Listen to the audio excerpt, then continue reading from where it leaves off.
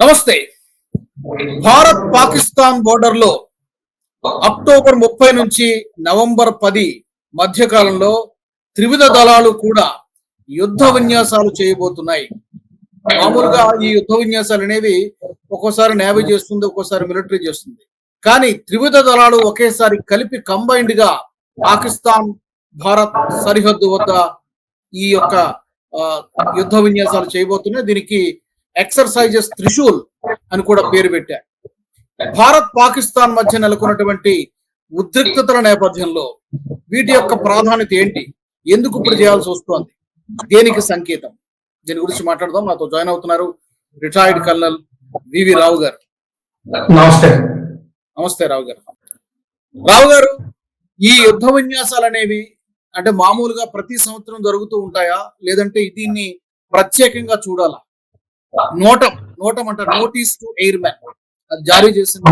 సుమారుగా 28,000 అడుగుల ఎత్తు వరకు కూడా మేము విన్యాసాలు చేయబోతున్నాం అని చెప్పి ఒక నోటిఫికేషన్. 1986 లోనండి మనం లార్జ్ స్కేల్ ఎక్సర్సైజెస్ మొదలు పెట్టాం. అంతకుముందు ఎప్పుడు brigade, maximum division level exercises చేసేవాళ్ళం. లేకపోతే నేవీ ఇండిపెండెంట్ గా చేసేది, ఎయిర్ ఫోర్స్ ఇండిపెండెంట్ గా చేసుకునేది. కొంతవరకు జాయింట్ గా వాళ్ళ రిప్రజెంటేటివ్స్ వచ్చేవాళ్ళు. అయితే 1986 లో మనం ఆపరేషన్ చక్కర్ బోర్డ్ అని చైనాకి, పాకిస్తాన్ కి ఎగ్నెస్ట్ గా ఆపరేషన్ ఒకటి రన్ చేసేవాళ్ళు, సైమల్టేనియస్ గా ఇద్దరిని ఎదుర్కొనే విధంగా. అప్పటి నుంచి లార్జ్ స్కేల్ ఎక్సర్సైజెస్ మొదలైనాయి. జనరల్ లార్జ్ స్కేల్ ఎక్సర్సైజెస్ ప్రతి 2 సంవత్సరాలకు ఒకసారి జరుగుతూ ఉంటాయి ఆర్మీలో.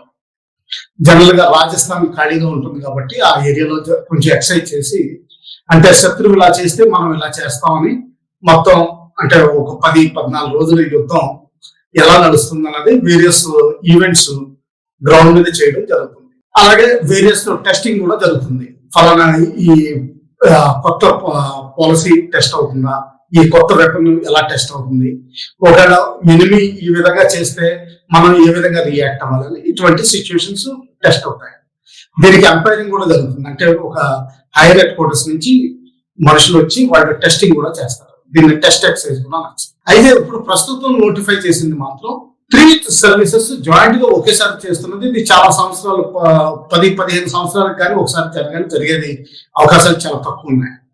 ఇందులో ఏంటంటే వాళ్ళు నోటిఫై చేసిన ఏరియా రాజస్థాన్ నుంచి మొత్తం భుజ్ తర్వాత సముద్రంలో కూడా ఉంది.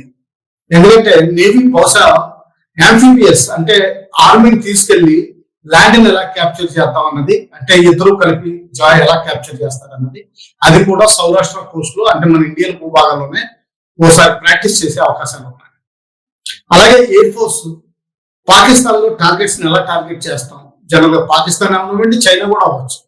ఎందుకంటే టిబెట్ డెజర్ట్ కూడా దాదాపు రాజస్థాన్ లోనే ఉంటుంది. సో కాకపోతే 28,000 ఆల్టిట్యూడ్ మనం పెట్టుకున్నాం. అంటే ఏంటంటే జనరల్ గా కమర్షియల్ విమానాలు 30,000 ఫీట్ పైన ఎగురుతాయి, 30 to 45,000 ఫీట్ మధ్యలో ఎదుర్కొంటాయి. 28,000 అంటే కొంత ఫ్రీడమ్ ఇచ్చాము ఎమర్జెన్సీలో. కానీ బేసికలీ ఏమని చెప్తున్నా అంటే ఈ ఏరియాలో 10 days అక్టోబర్ 31 నుంచి నవంబర్ 10 వరకు ఎవరు ఫ్లై చేయొద్దు, మేము ఎక్సర్సైజ్ చేసుకుంటున్నాం అని వార్నింగ్ ఇస్తున్నారు. దానివల్ల ఏంటంటే 10 days ఎక్సర్సైజ్ నడిచేటట్టు కనిపిస్తున్నాయి. చెప్పండి. అక్టోబర్ 30 నుంచే మొదలవుతున్నట్టుగా ఉంది. దాదాపుగా 11 రోజుల, సుమారుగా 11-12 రోజుల పాటు యుద్ధ విన్యాసాలు జరుగుతాయి. అయితే మీరు అన్నట్టుగా ఇండిపెండెంట్ గా నేవీకి navy, air force air force అలా అనేది తరచుగా జరుగుతూ ఉంటాయి. 2 ఏళ్ళకి ఒకసారి, సంవత్సరానికి ఒకసారి జరుగుతూ ఉంటాయి. కానీ త్రివిధ దళాలు కలిసి ఒకేసారి జాయింట్ ఎక్సర్సైజ్, అది కూడా అందుకనే పేరు కూడా పెట్టారు త్రిశూల్. మేబీ మన ఆపరేషన్ త్రిశూల్ అని కూడా పిలుచుకోవచ్చు. త్రిశూల్ అంటున్నారు. లార్జ్ స్కేల్ ఎక్సర్సైజ్ ఇది. మరి దీనికి పాకిస్తాన్ రియాక్షన్ ఎలా ఉండొచ్చు అంటారు? వాళ్ళు కూడా యుద్ధ విన్యాసాలు చేస్తారా? విపరీతంగా భయపడతారు. ఎందుకంటే మనకి కొన్ని సంవత్సరాల క్రితం కన్వెన్షనల్ వార్ కాకుండా కోల్డ్ స్టార్ట్ డాక్ట్రిన్ అని ఒకటి తీసుకొచ్చారు. ఆ కోల్డ్ స్టార్ట్ డాక్ట్రిన్ ఏంటంటే ఇటువంటి ఎక్సర్సైజ్ చేస్తున్నప్పుడు జస్ట్ డైరెక్షన్ తిప్పి మనం దక్షిణానికి వెళ్లే బదులు లేకపోతే ఉత్తరానికి వెళ్లే బదులు డైరెక్షన్ తిప్పి కొంచెం వెస్ట్ కి వెళ్ళిపోతే చాలు, పాకిస్తాన్ లో చొరబడిపోతాం. ఇది 10-15 ప్రదేశాల్లో మొత్తం ఆ ఓవరాల్ బోర్డర్ లో చేస్తే, అంటే ప్రతి 100 కిలోమీటర్లకి ఒక కిందకి చొచ్చిపోతే 20 కిలోమీటర్స్ పాకిస్తాన్కి ఏం చేయాలో తెలియదు. వాళ్ళు కూడా దీనికి కౌంటర్ గా జనరల్ గా ఒకవేళ ఇటువంటి సర్ప్రైజ్ ఏమైనా ఇస్తామా అని భయపడతా వాళ్ళు ఏం చేస్తారంటే వాళ్ళు కూడా ఎక్సర్సైజ్ మొదలెడతారు. కాకపోతే ముందర ప్రిపరేషన్ తక్కువ ఉంటుంది వాళ్ళకి, మనం ముందు నుంచి తయారయ్యాం కాబట్టి యాడిక్వేట్ ప్రిపరేషన్ ఉంటుంది.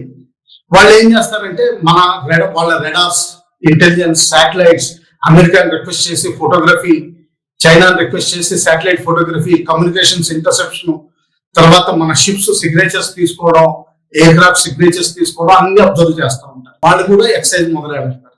కానీ వాళ్ళలో విపరీతమైన భయం మాత్రం ఉంటుంది. లాస్ట్ 1 month లో విన్నది ఏంటంటే వాళ్ళు టాక్టికల్ న్యూక్లియర్ వెపన్స్ అంటే 15 కిలోటన్ కింద బరువు అంటే ఉండేది, తర్వాత ఆర్టిలరీ షెల్స్ తోటి లాంచ్ అవ్వగలిగేది అంటే 0.3 to 1 కిలోటన్ ఉండేంత వరకు అటువంటి చిన్న చిన్న న్యూక్లియర్ బాంబ్స్ కూడా ఒకవేళ మన పాకిస్తాన్ లోకి సడన్ గా సర్ప్రైజ్ గా ఈ కోల్డ్ వార్ డాక్టరీన్ లో చొచ్చుకుపోతే వాళ్ళ ఓను భూభాగంలో మన ఆర్మీ మీద ప్రయోగించే విధంగా వాళ్ళు సన్నాహం అవుతున్నట్టు చాలా రిపోర్ట్స్ వస్తున్నాయి. ఆ విధంగా పాకిస్తాన్ విపరీతంగా భయపడుతుంది, అందులో సందేహం లేదు. చెప్పండి. అయితే సార్ తాజాగా అంటే ఎస్పెషల్లీ పహల్గాం దాడి తర్వాత మనం ప్రతీకారంగా ఆపరేషన్ సింధూర్ చేపట్టాము. మనం రాజ్నాథ్ సింగ్ గారు కానీ మన మంత్రులందరూ కూడా చెప్పారు అది కేవలం ఫుల్ స్టాప్ కాదు, విరామం మాత్రం ఇచ్చాం. అది మొన్న కూడా చెప్పారు ఇది ట్రైలర్ మాత్రమే, అసలైన సినిమా ముందుందని చెప్పి మన మంత్రులు కూడా చెప్పారు, రాజ్నాథ్ సింగ్ గారు చెప్పారు, మిగతా వాళ్ళందరూ కూడా చెప్పారు. కొంతమంది డిఫెన్స్ ఎక్స్పర్ట్స్ ఏమంటున్నారంటే ఈ 10 రోజులు 12 రోజులు ఈ యుద్ధోన్యాసాలు అనేది ఆపరేషన్ సింధూర్ 2.0కి ఒక ప్రిపరేషన్ లా కూడా మనం భావించవచ్చు. అండ్ దీని ఇలా అనడానికి కారణం ఏంటంటే రీసెంట్ గా అటు నుంచి వచ్చినటువంటి స్టేట్మెంట్స్ కానీ, పాకిస్తాన్ నుంచి వచ్చినటువంటి ఖవాజ్ ఆసిఫ్ స్టేట్మెంట్స్ కానీ, ఇక్కడ మన ఆర్మీ చీఫ్ ఇచ్చినటువంటి స్టేట్మెంట్స్ కానీ, మన డిఫెన్స్ మినిస్టర్ రాజ్నాథ్ సింగ్ గారు ఇచ్చినటువంటి స్టేట్మెంట్స్ కానీ డైలాగ్ వార్ జరుగుతుంది ఒక పక్క. అండ్ బోర్డర్ టెన్షన్స్ కూడా ఉన్నాయి, కవింపు చర్యలకు వాళ్ళు పాల్పడుతూనే ఉన్నారు. సో దీన్ని బట్టి ఈ యొక్క వాదనకి మరింత బలం చేకూరుతోంది. ఆపరేషన్ సింధూర్ 2.0కి ఇది ఒక ప్రిపరేషనా ఈ యుద్ధ విన్యాసాలు? ఆపరేషన్ సింధూర్ 2 ఆల్రెడీ నడుస్తుందండి, అందులో కొత్తగా ఏమీ లేదు. అంటే మనం స్పష్టంగా చెప్పాము, పాకిస్తాన్ ఏ మాత్రం టెర్రరిస్ట్ యాక్టివిటీ ఇండియాలో చేపట్టినా గానీ వెంటనే దానికి తీవ్ర పరిశ్రమణ ఉంటుంది. అంటే ఇంకా నడుస్తుంది, దాన్ని అటాక్స్ తీవ్రం చేస్తాం. అయితే ఏంటంటే ఈ స్టేట్మెంట్స్ ఎప్పుడైతే వస్తున్నాయో పాకిస్తాన్ విపరీతమైన భయంతో ఉంది. అందుకనే బహుశా సయాల్కోట్ అంటే జమ్మూకి ఆపోజిట్ లో ఉన్న ఏరియాలో దాదాపు 2 అడిషనల్ బ్రిగేడ్స్ తీసుకొచ్చి మోహరించినట్టు చాలా వింటున్నాం వార్తలు. అంటే ఏంటంటే మన పీఓకే ఏమన్నా సడన్ గా తీసుకోవాలని చూస్తున్నామా? అయితే భారతదేశం ప్రిన్సిపల్స్ చాలా సింపుల్ అండి. మనం ఎప్పుడు కవ్వింపు చర్యలు చేయం, తర్వాత స్వతహాగా అటాక్ చేయం. ఏదైనా సరే మనం రియాక్టివ్ గానే చేస్తాం. ఒకవేళ వాళ్ళు ఏదైనా సరే మనల్ని ప్రేరేపిస్తే మాత్రం తిరిగి తీవ్రంగా దాడి చేస్తాం, ఇందులో సందేహం లేదు. అటువంటి వాటికి ఇటువంటి exercise, dry service exercise especially మనం ఎటువంటి పరిస్థితుల్లో వాళ్ళ పోస్ట్ ను పట్టుకోగలం. ఎందుకంటే రాజ్నాథ్ సింగ్ గారు చెప్పారు, ప్రధానమంత్రి మోడీ కూడా మొన్న ఐఎన్ఎస్ విక్రాంత్ మీద చెప్పారు, ఈసారి నేవీకి ప్రాధాన్యత ఇవ్వబడుతుంది. సో నేవీ అసాల్ట్స్ కి, తర్వాత ఎయిర్ ఫోర్స్ సపోర్ట్ కి, అలాగే గ్రౌండ్ ఆపరేషన్స్ లో ఆర్మీ ఆపరేషన్స్ కి ఇదంతా రిహార్సల్ అనుకోవచ్చు. ఒకవేళ పాకిస్తాన్ ఏదైనా చేయాలని చూస్తే మాత్రం రానున్న రోజుల్లో దానికి ప్రిపరేషన్ కింద లెక్క 100% లెక్క పెట్టుకోవచ్చు. సో ఒకటి ఇందులో బేసిక్ గా మనకు అర్థమవుతున్నది, ఈ యుద్ధ విన్యాసాలు చేయడం ద్వారా ఒకటి మన సైన్యం యొక్క సంసిద్ధత, ఒకటి వార్మప్ లాంటిదని కూడా అనుకోవచ్చు. 2 పాకిస్తాన్ కి ఒక హెచ్చరిక, ఒక మెసేజ్ అనుకోండి. డెఫినెట్ గా మీరు కనుక దుస్సాహసం చేస్తే, ఇంతవరకు మనం మాటల్లోనే చెబుతున్నాము, ఇప్పుడు ఈ ఎక్సర్సైజ్, ఈ లార్జ్ స్కేల్ ఎక్సర్సైజెస్ చేయడం ద్వారా ఒక మెసేజ్ పాకిస్తాన్ కి వెళ్తుంది అనుకోవచ్చు. ఈ 2 ప్రధానంగా కనబడుతున్నాయి. ఇంకా దీనికి మించి ఇంకేమైనా ఉన్నదా? ఫస్ట్ అండ్ ఫార్మోస్ట్ ఏంటంటే మన ఓన్ కంబాట్ రెడీనెస్ ని చెక్ చేసుకోవడం, క్రాస్ చెక్ చేసుకోవడం. ఎందుకంటే ఆపరేషన్ సింధూర్ లో కేవలం జమ్మూ రీజన్ పైన యాక్టివేట్ అయింది. ఇప్పుడు మొత్తం ఓవరాల్ వెస్టర్న్ బోర్డర్ అంతా చెక్ చేయడం ద్వారా, మన రెడీనెస్ చెక్ చేయడం ద్వారా మన ఓన్ ఆత్మవిశ్వాసాన్ని పెంపొందించుకుంటాం. అలాగే వేరే స్థాయిలో కూడా ఉంటాం. ఇది పాకిస్తాన్ కి అయితే ఏంటంటే ఇది ఒక సంకేతం, ఇదిగో మేము ఇంత తయారై ఉన్నాం, మీరు ఏమాత్రం ట్రై చేయొద్దు అన్న క్లియర్ కట్ సంకేతం కూడా ఇస్తున్నాం. అది కూడా ఉందండి. చెప్పండి. సో 3 కారణాలు మీరు అన్నట్టుగా ఎవరు ఊహించిన విధంగా మనం ఈ రీసెంట్ గా మనం డిస్కస్ చేసుకున్నాం. డిఓజేకి అంశాన్ని గురించి మనం డిస్కస్ చేసుకున్నాం. అది కూడా మేబీ ప్రయారిటీలో ఉందేమో మనకు తెలియదు. ఎందుకంటే ప్రభుత్వం మైండ్ లో ఏం ఆలోచిస్తుంది అనేది మనం ఊహించడం కష్టం. ప్రస్తుతానికి బేసికల్ గా ప్రైమరీగా ఈ 3 అంశాలు మనకు కనిపిస్తాయి. ఎగ్జాక్ట్లీ. ఇంకోటి ఏంటంటే పాకిస్తాన్ ఏంటంటే విపరీతమైన భయం, యాంగ్జైటీలో ఉంది. ఆ యాంగ్జైటీలో ఏం చేస్తుందంటే ఏదోటి చేయాలని చూస్తుంది. ఆ ఏదోటి చేయడంలో బహుశా ఒక్కసారి బౌండరీస్ దాటే పరిస్థితి ఉంటుంది. ఎస్పెషల్లీ విపరీతమైన భయం పుట్టుకున్నప్పుడు విపరీతమైన యాక్షన్స్ తీసుకుంటారు, విపరీతమైన నిర్ణయాలు తీసుకుంటారు. అది జరిగే అవకాశాలు చాలా ఉన్నాయి. హోప్ఫుల్లీ వాళ్ళు మెసేజ్ అంది వాళ్ళు మారుతారని మనం ఆశిద్దాం. చెప్పండి. Yes, correct. చివరిగా ఇప్పుడు ఈ యొక్క ఎక్సర్సైజెస్ ని చైనా ఎలా చూస్తుంది? అఫ్ కోర్స్ మనకి పాకిస్తాన్ బోర్డర్ లో కాబట్టి చైనా కేవలం అబ్జర్వ్ మాత్రమే చేస్తుందా, లేకపోతే వాళ్ళు దీనికి ఏమైనా రియాక్ట్ అవుతారా? రియాక్ట్ అవ్వాల్సిన అవసరం లేదనుకుంటా. వాళ్ళు రియాక్షన్ అంటే వాళ్ళు ఏం చేస్తారంటే వాళ్ళ శాటిలైట్స్ అన్ని ఈ వెస్టర్న్ బోర్డర్ మీద ఈ 10 రోజులు ఫోకస్ చేస్తారు. మన కమ్యూనికేషన్స్ నిఘా పెడతారు. మొత్తం 10 రోజులు కూడా మన కమ్యూనికేషన్స్ ని మానిటర్ చేస్తారు. షిప్స్ అయితే వేరియస్ సిగ్నేచర్స్ క్రియేట్ చేస్తాయండి. రాడార్ ని పట్టుకునే విధంగా ప్రతిదానికి ఒక సిగ్నేచర్ వస్తుంది. ఆ సిగ్నేచర్ ని రికార్డ్ చేసుకోవాలని చూస్తారు. అంటే మన జలగాంతరాములు ఎక్కడున్నాయి, మన షిప్స్ ఎక్కడున్నాయి, మన షిప్స్ లో కోడ్స్ ఎలా వాడుతున్నారు, అన్ని విధాలుగా. అంటే యాక్చువల్గా యుద్ధం దాదాపు జరుగుతున్నట్టే కానీ జరగకుండా అన్ని చేస్తున్నట్టు వాళ్ళు తయారవుతారు. ఈవెన్ చైనా కూడా చాలా ఇంట్రెస్ట్ చూపిస్తుంది. బహుశా 1 సబ్మెరీన్ కూడా ఈ ఏరియాలో తిప్పుతుంది. అలాగే వాళ్ళు ఏం చేస్తారంటే ఏ శ్రీలంక దగ్గరలో ఉన్న సర్వే షిప్స్ వాళ్ళని కూడా రంగంలో తీసుకొస్తారు. ఎక్కడ ఏం చేస్తున్నారు. యాక్చువల్గా వాళ్ళ సర్వే షిప్స్ అన్ని లిజనింగ్ పోస్ట్ లో ఉంటాయి. అంటే అందులో కమ్యూనికేషన్ మానిటరింగ్ ఎక్విప్మెంట్ అంతా ఉంటుంది. అవి తీసుకుని అన్ని మానిటర్ చేస్తూ ఉంటారు.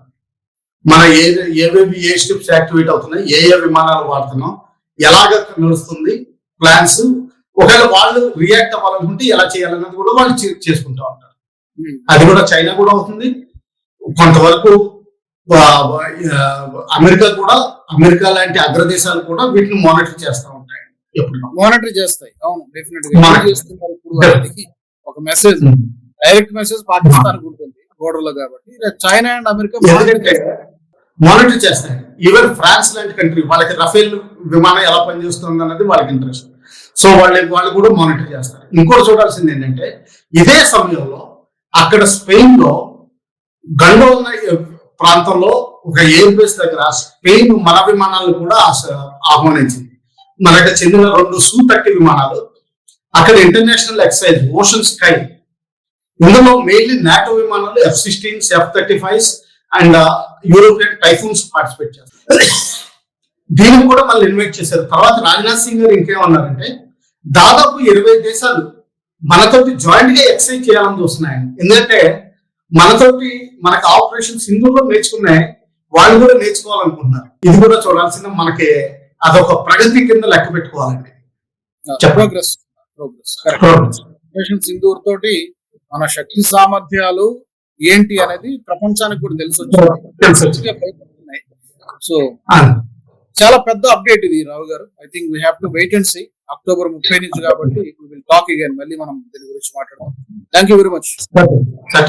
మరి మా ప్రేక్షకులు కూడా ఈ అంశానికి సంబంధించి మీ అభిప్రాయాలను కామెంట్స్ రూపంలో తెలియజేయవచ్చు. ఈ యుద్ధ విన్యాసాలు దేనికి సంకేతం? పాకిస్తాన్ కి ఒక హెచ్చరిక ఇస్తున్నారా? ఎలా అర్థం చేసుకోవాలి? మరొక వీడియోలో మరొక టాపిక్ తో మళ్ళీ కలుసుకుందాం. జై హింద్. ఈ వీడియో మీకు నచ్చినట్టయితే లైక్ చేయండి, 10 మందికి షేర్ చేయండి. అలాగే కామెంట్ల రూపంలో మీ అభిప్రాయాలను మాతో పంచుకోండి. Nationalist hub group of channels ను సబ్స్క్రైబ్ చేసుకుని తెలుగునాట జాతీయవాద జర్నలిజాన్ని ప్రోత్సహించండి. ఈ వీడియో కింద ఉన్న బెల్ ఐకాన్ పై క్లిక్ చేయడం మర్చిపోవద్దు.